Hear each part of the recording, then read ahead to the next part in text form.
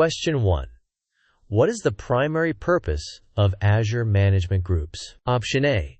To deploy and manage individual Azure resources like virtual machines and storage accounts. Option B. To provide a billing boundary and set quotas for Azure resources. Option C. To organize Azure subscriptions into a hierarchy for consistent governance across multiple subscriptions. Option D. To define network segmentation and security rules for virtual networks. The correct answer is, quote, to organize Azure subscriptions into a hierarchy for consistent governance across multiple subscriptions. Here's the explanation. Management groups provide a level of organization above subscriptions, allowing for the application of governance controls, policies, RBAC, blueprints, to multiple subscriptions simultaneously through inheritance. Question 2. An Azure policy requiring all storage accounts to be encrypted is assigned to a management group named Production Workloads. This management group contains two child subscriptions, ProdApp 1 and ProdApp 2. What is the effect of this policy? Option A. The policy only audits storage accounts directly created within the Production Workloads management group, not its child subscriptions. Option B. The policy automatically encrypts all existing storage accounts in ProdApp 1 and ProdApp 2 without user intervention. Option C. The policy applies to all storage accounts within ProdApp 1 and ProdApp 2 through inheritance. Option D. The policy is ignored because policies can only be assigned at the subscription level. The correct answer is, the policy applies to all storage accounts within ProdApp 1 and ProdApp 2 through inheritance. Here's the explanation. A core feature of management groups is their inheritance model. Policies, RBAC assignments, and Azure blueprints applied to a management group automatically flow down to all its child management groups and the subscriptions contained within them. Question 3.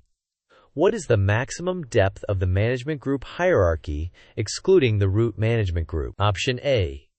3 levels. Option B.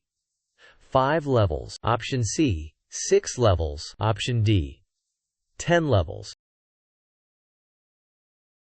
The correct answer is 6 levels. Here's the explanation. The study material explicitly states that management groups support a flexible, tree-like hierarchy up to 6 levels deep, excluding the root management group. Question 4.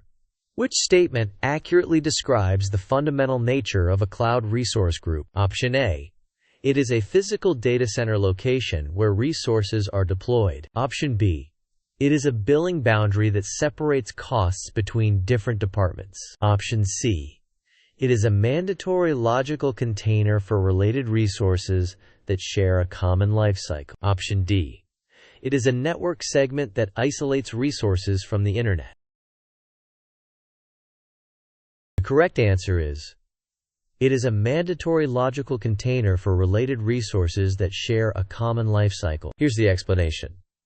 A resource group is a fundamental logical construct that acts as a container for related resources, typically sharing a common lifecycle. Every resource deployed in the cloud must belong to exactly one resource group. Question 5. Regarding the location and structure of resource groups, which statement is true? Option A. All resources within a resource group must be deployed in the same geographical region as the resource group itself. Option B. Resource groups can be nested up to 2 levels deep for hierarchical organization. Option C. A resource group has a location for its metadata, but its contained resources can be in different regions. Option D. A resource can belong to multiple resource groups simultaneously to enhance flexibility. The correct answer is, a resource group has a location for its metadata, but its contained resources can be in different regions. Here's the explanation.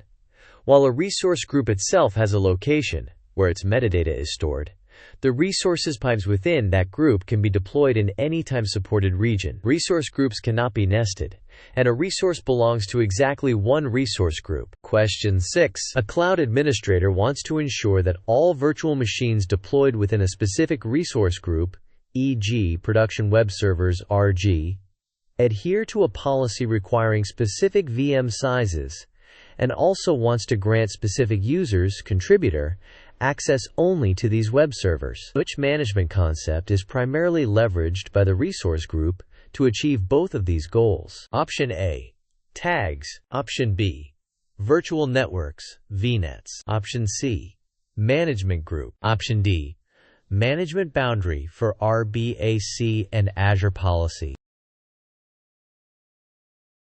The correct answer is management boundary for RBAC and Azure policy. Here's the explanation. Resource groups serve as a primary management scope for applying Azure Role-Based Access Control (RBAC) permissions and Azure policies. Permissions and policies applied at the resource group level inherit down to all resources within it, ensuring consistent governance and access control. Question 7. Which of the following best describes the primary role of Azure Resource Manager (ARM)? Option A, a service for monitoring application performance and health. Option B, the deployment and management service that intercepts all requests for Azure resources. Option C, a database service for storing structured and unstructured data. Option D, a networking service for routing traffic between virtual networks. The correct answer is, quote, the deployment and management service that intercepts all requests for Azure resources. Here's the explanation. ARM acts as the front door and control plane for all interactions with Azure resources, intercepting requests, authenticating/authorizing them, and forwarding them to the appropriate Azure service. Question 8. A solutions architect is designing a deployment for a new application environment. They want to ensure that any resources existing in a resource group that are not defined in their ARM template are automatically removed during deployment. Which ARM template deployment mode should they use? Option A, incremental mode. Option B, validated mode. Option C, complete mode. Option D, preview mode. The correct answer is complete mode. Here's the explanation. In complete mode, resources not defined in the ARM template but existing in the target resource group will be deleted. Incremental mode, default, only adds or updates resources defined in the template. Question 9.